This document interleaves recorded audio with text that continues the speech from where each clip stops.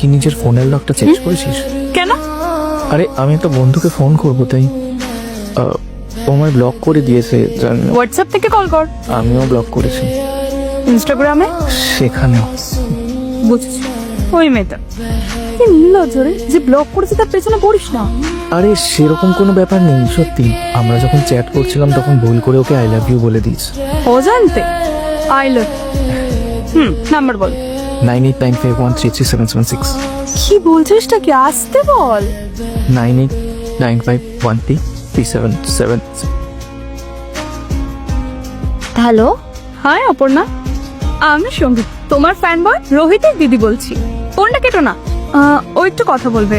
আমি কথা দিচ্ছি, বেশি বকবে না। হ্যালো, নিজের ফ্যামিলির লোকদের ইনভলভ করেছো?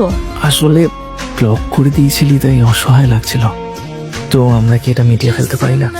রোহিত, নিজে সময় নষ্ট করো না। আমার ভাবনা চিন্তা পুরনো। পুরোনো দিনের? হ্যাঁ, নিজের সময় নষ্ট করো না।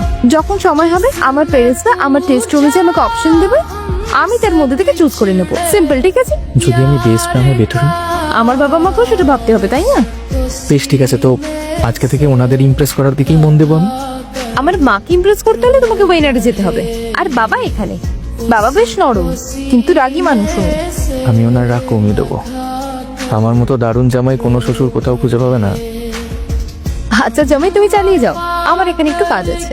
আরে কাটিস না, কাটিস না, কাটিস না। আমি আমার দিদির ফোনটা সবসময় পাবো না, ও একটু হিংসুটে আছে। সো প্লিজ আমায় আনব্লক করে দে। আচ্ছা, ভেবে দেখি।